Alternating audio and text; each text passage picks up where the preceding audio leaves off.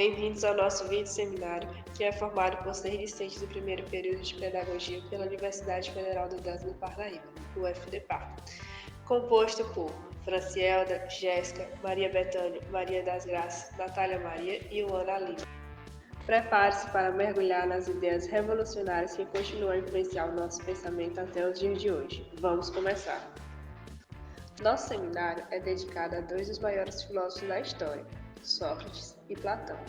Exploramos as contribuições extraordinárias desses pensadores, que são figuras essenciais na história da filosofia ocidental, cujas ideias e métodos de investigação deixaram um legado profundo até os dias atuais. Sócrates é conhecido por sua abordagem questionadora e pelo impacto transformador que teve na filosofia. Seu discípulo mais famoso, Platão, desenvolveu um sistema filosófico complexo e influente, baseado nos ensinamentos de seu mentor. Sócrates, nascido em 470 a.C., em Atenas, e falecido em 399 a.C. Da sua infância, pouco se sabe para além de sua origem pobre. Ele era filho de um escultor e de uma parteira, da qual Sócrates pegaria a ideia do parto para sua forma de fazer filosofia. Costumava ficar horas mergulhado em seus pensamentos. Quando não estava meditando solitário, conversava com seus discípulos, procurando ajudá-los na busca da verdade.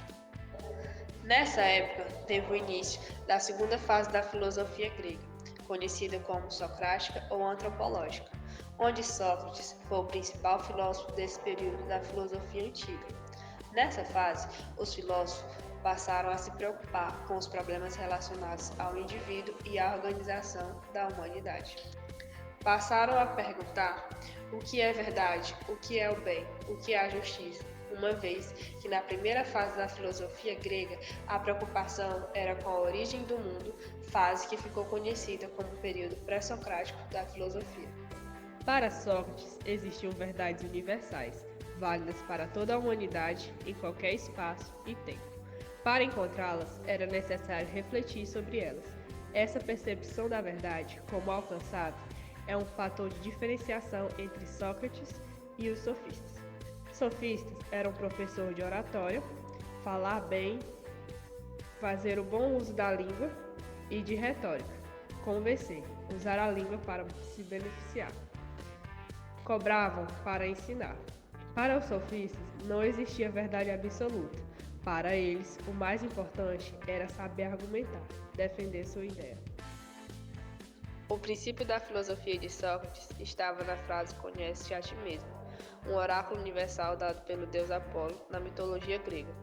Antes de lançar-se em busca de qualquer verdade, o homem precisa se autoanalisar e reconhecer sua própria ignorância.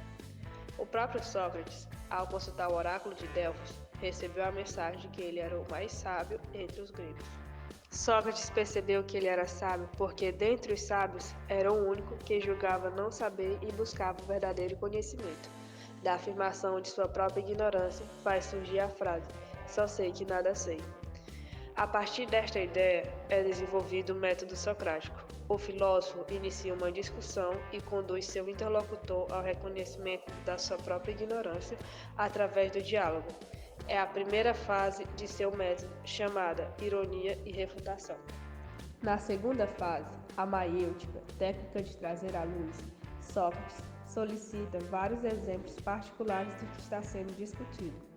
Por exemplo, ao ser questionado sobre a coragem, desenvolve um diálogo com um general muito respeitado por sua atenção em guerras. O general Lax lhe dá exemplos de atos corajosos. Não satisfeito, Sócrates analisa esses casos com a finalidade de descobrir o que é comum a todos eles. Esse algo comum poderia representar o conceito de coragem, a essência dos atos heróicos, que existirá em qualquer ato corajoso, independente das circunstâncias que o cercarem.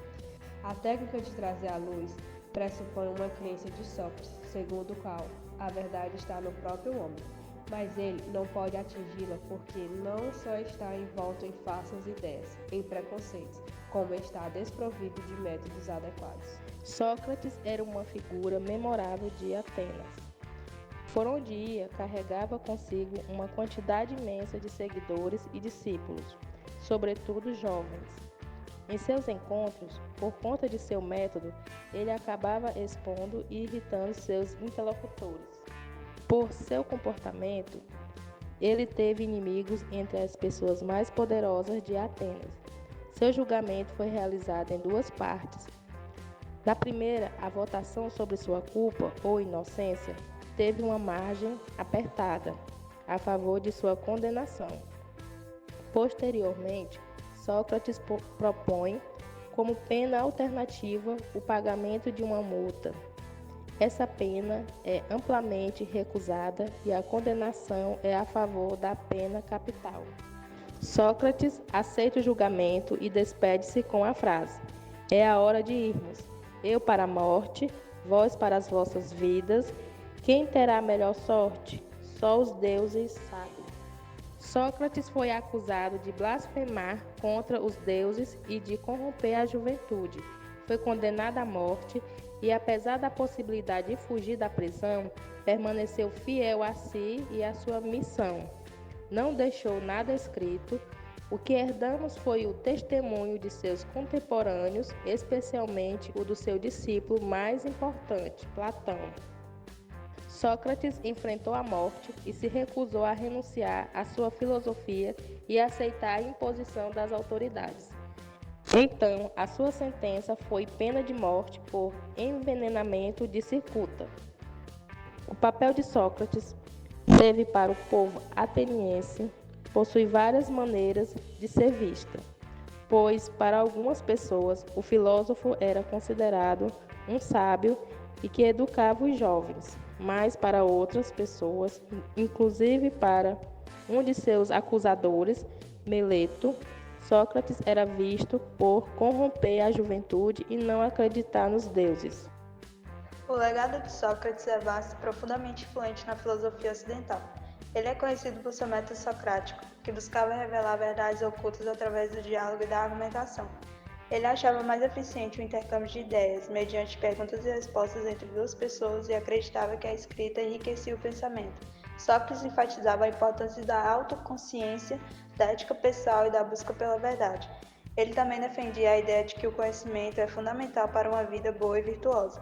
Apesar de não ter deixado obras escritas, suas ideias foram preservadas principalmente através de diálogos de seu discípulo Platão, que o representou como personagem central em muitas de suas obras. Platão foi um filósofo grego nascido em Atenas por volta do ano de 428 a.C., em uma família aristocrática. Seu nome verdadeiro era Aristóteles, mas ficou conhecido por Platão, possivelmente devido à sua constituição física robusta ou à largura dos seus ombros. Recebeu uma educação abrangente que incluía música, poesia, ginástica e filosofia. Aos 20 anos, tornou-se discípulo de Sócrates, cuja influência foi fundamental para a sua formação filosófica. Sócrates não deixou escritos, mas suas ideias foram perpetuadas por Platão, que as incorporou e desenvolveu. Após a morte de Sócrates, em 399 a.C., Platão ficou profundamente abalado e deixou Atenas, viajando pelo Mediterrâneo, visitou locais como Egito, a Itália, onde estudou com os pitagóricos, grupo que influenciou seu pensamento, especialmente no que diz respeito à matemática e à imortalidade da alma. Em 387 a.C., Platão retornou a Atenas e fundou a Academia, uma das primeiras instituições de ensino superior do mundo ocidental. A academia era destinada ao estudo da filosofia, matemática e ciências. Permaneceu ativa por quase 900 anos e é considerada a precursora das universidades modernas. Platão é mais conhecido por seus diálogos escritos em forma de conversas filosóficas, muitas vezes protagonizados por Sócrates. Suas principais obras incluem A República, onde explora a justiça e descreve sua visão de uma sociedade ideal, governada por filósofos reis, Fédon, qual relata os últimos momentos de Sócrates e discute a imortalidade da alma, e O Banquete, um diálogo sobre a natureza do amor. Outras obras notáveis incluem Timeu, que descreve a criação do universo e as leis, seu último diálogo, onde explora a legislação e o governo. A teoria das ideias ou formas é uma das contribuições mais importantes de Platão.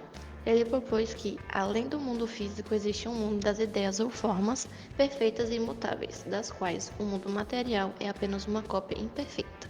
Esse mundo das ideias é acessível apenas através da razão. A alegoria da caverna, presente em A República, ilustra essa distinção. Platão descreve prisioneiros acorrentados em uma caverna que só veem sombras na parede e tomam essas sombras como a realidade. Quando um prisioneiro é libertado e vê o mundo exterior, percebe que as sombras eram apenas reflexos pálidos da verdadeira realidade. Essa alegoria simboliza a jornada da ignorância para o conhecimento. Platão também desenvolveu a doutrina da reminiscência, segundo a qual a alma é imortal e possui conhecimento prévio de todas as coisas. Aprender, segundo ele, é recordar o que a alma já conhecia antes de encarnar no corpo. Na política, Platão defendeu a ideia de uma sociedade justa e ideal, governada por filósofos reis, que são os mais sábios e aptos a governar. Ele descreveu uma sociedade dividida em 3 classes: governantes, guardiões e produtores, cada uma com suas funções específicas. Platão viveu a maior parte de sua vida em Atenas, dedicando-se ao ensino e à escrita. Fez várias viagens à Sicília, tentando implementar suas ideias políticas em Siracusa, mas sem sucesso. Seus esforços para influenciar a política de Siracusa não foram bem-sucedidos e, eventualmente, ele retornou a Atenas. Platão faleceu em 347 a.C., aos 80 anos, deixando um legado duradouro na filosofia ocidental. O impacto de Platão na filosofia é imenso. Suas ideias sobre epistemologia, metafísica, ética e política mudaram o pensamento ocidental. Ele distinguiu entre conhecimento verdadeiro e opinião, influenciando a teoria do conhecimento. Sua teoria das formas impactou a metafísica e a compreensão do ser e da realidade. No campo da ética e política, suas ideias sobre a justiça, a virtude e o governo ideal continuam a influenciar debates contemporâneos. Platão vê a educação como fundamental para o desenvolvimento moral e intelectual, influenciando práticas educacionais até hoje. Seus escritos dialogados, que incentivam o pensamento crítico e a exploração filosófica, estabeleceram um modelo duradouro para a prática filosófica. Platão também influenciou profundamente Aristóteles, seu aluno mais famoso, que, embora tenha divergido em muitos pontos, desenvolveu muitas ideias a partir das discussões platônicas. Em resumo, Platão foi um dos mais importantes filósofos da história, cuja obra e pensamento continuam a ser estudados e reverenciados até os dias atuais. Seu legado não só moldou a filosofia ocidental, mas também influenciou profundamente diversas áreas do conhecimento humano. Com isso, observamos que a relação entre Platão e Sócrates revela um diálogo profundo sobre a busca pela verdade e a construção do conhecimento filosófico, que continua a inspirar reflexões até os dias atuais. E esse foi o nosso vídeo seminário. Agradecemos a todos pela atenção, que possamos continuar buscando sempre pela sabedoria e a compreensão, que transforma nossas vidas.